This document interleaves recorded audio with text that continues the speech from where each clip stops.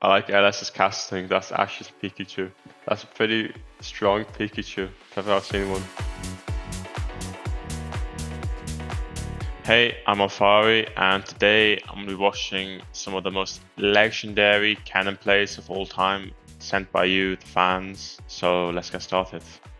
Second, Lamb's Respite was used, 40 seconds to Infernal, and now Hanabi wants to get under the tower. Slicing Maelstrom comes down, Protobell pops forward, Hanabi steps further backwards, trying to slow him, trying to enlist the help of the tower, the minions, the army, and it's not going to be enough! Nuguri gets the kill, he's being chased by a bunch of minions. I mean, yeah, he solo killed the Lulu. It was really, it was good play at the start for sure, and Nuguri is just so aggressive. I mean, it was quite close because he tanked some tower shots, but it's good play. It's a really annoying situation to be in as a top laner, to not be able to get to your tower. Normally it's because of enemy jungler sitting in between, but Nuguri's Kennen is just too powerful that he can't even walk up 1v1, apparently. It's a B, I think. It wasn't, it wasn't crazy special. It was a Kennen fighting a Lulu as he was walking back to lane. I mean, for sure he got mental edge. I feel like Hanabi must be, like, in this clip, he must be like thinking to himself, why do I not have Merc Treads? Because Merc Treads is like really, really OP against Kennen Syndra. And Kennen would not be able to do anything if Lulu had Merc Treads, but Swifties were pretty strong at the time. So, it's a pretty big swing for sure. He's going to get top tower, he loses so many waves, and it's just like, yeah, it's just really sad as a top laner to die in between towers. Not even being able to sit under your tower and catch waves. I think Kennen is top laners, like a lot of top laners like to play Kennen because it's always consistent in what it does, and that it's a pretty safe laner. It can be a lane bully, it can team fight, sometimes even a side lane. Throughout the years, it's always been there. You see it pop up every now and then, and has potential to just get like a 5-man ulti and instantly win the game. If enemies don't have exhaust, with like overgroup, suddenly Kennen can have absolutely huge impact, which not all top laners can do. And it can do this while being a safe and strong laner, and it doesn't. Yeah, it's just always there. I like to play Gnar and Gangplank a lot. I think these champs are really fun. I also do like to play Kennen. Kennen is one of my favorite champions too, although I used to like him more than I think of anything else. But probably if I would say a champion, I think I would say Gnar is my most favorite. Yeah, maybe Gnar. Not really, I'm kind of a meta dog.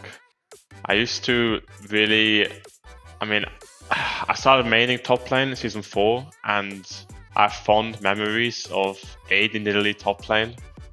That was why I started playing top, and I don't think I can play this champion anymore top lane, unfortunately. But AD Nidalee top lane, fond memories of that. He can CS from range, plus he has his own Lightning Rush. We know he leveled it up early. Also has a ward. Does get hit though, he's slowed. And he's missing a turret, so here comes Bengi. He's gonna flash for the slow, which means Soaz has to burn it preemptively, and he guesses right. Bengi goes the wrong way, Soaz goes back in on Amarin, and the stun is still available. The Q comes in, gets some damage down, but where's his team gonna be? There's no one around right now. He's still running away through the wards. Pops Summoner Teleport, and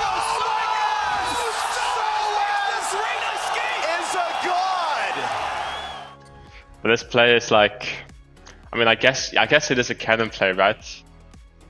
I guess technically it is like a Kennen play, but it's also just a Soaz play. It's not like anything to do with Kennen. It's just Soaz. Oh my god, he's out! No way! Ah, Soaz, what was that? Crazy. And then they lost, right? Because they're playing against SKT. So I assume they lost. Marin playing Fiora. Wow. And there's lane swap metal as well. Both towers are dead. Mid and top, 6 minutes. Mid and top, bottom top. Yeah, this is a good play. I like this play. This play is higher than the Nuguri play for sure. But it's also just like really funny. It would tilt the enemies, or maybe not tilt them, but it'd be like, come on, like, really? Let's go A, I think. Yeah, no, I didn't feel any pressure playing against SKT. Maybe any is wrong at the start. I didn't feel any. I thought we were going to get 3-0'd. Obviously, you know, you kind of self-talk yourself into believing that you can win, and you know, you tell yourself, I don't think that anything can happen. And of course, this is like a thought as well, but if I was to be totally realistic with myself, I don't think we were going to beat the SKT. We lost the scrims, and we were the big underdog, and I knew this, and I was just looking forward to playing against them, and you know, trying my best and presumably losing, but it would be fun to lose anyway. Just playing against them would be fun. It would be like a privilege to be able to play against such a good team in my first year of competitive. So I didn't feel that much pressure, and then as the series progressed and we started actually winning some games, then I started to feel like, yeah, okay, actually we can beat them, and then we lost. So taken before armor and then transmitted as magic that would be reduced by MR. So yeah, it's very large amounts of damage. Flash engage though does catch Febiv, and Yellowstar walks right in, puts up the shield, blocks a lot of it. Now Rekkles is there to buy some time, but the first kill does come through, grabbing it now. A big knock-up, and here comes Hootie. He's already got one on the board. It's a triple kill for Rekkles though. They're turning onto Kid and Kitties, who are trying to run away. Quadra kill for Rekkles. Kid is trying to get away. Hootie wants to set him up. He's got the broken wings. He's got the stun. He wants the penta. Rekkles is looking for it. He needs to get it right for the auto.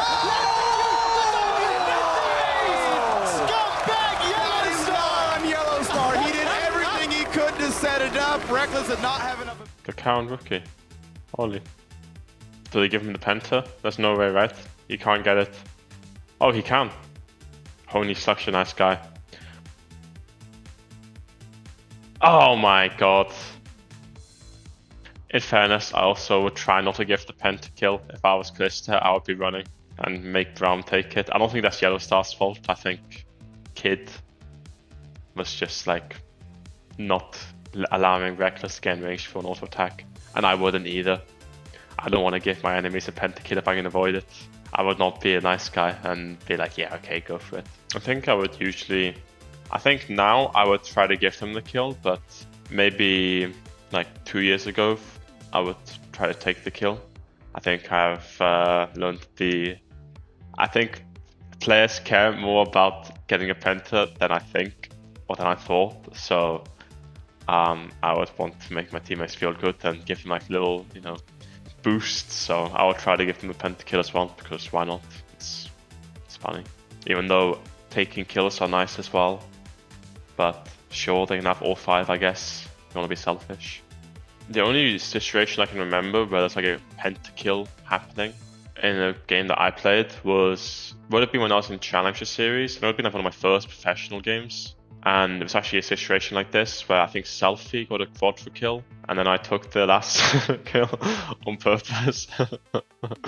And otherwise, I don't remember any of my teammates ever getting a quadra kill. But I wouldn't do that today. Today, I would give him the penta, but like I said, this was a while ago, so I think this is B tier with Nuguri. This play was like pretty.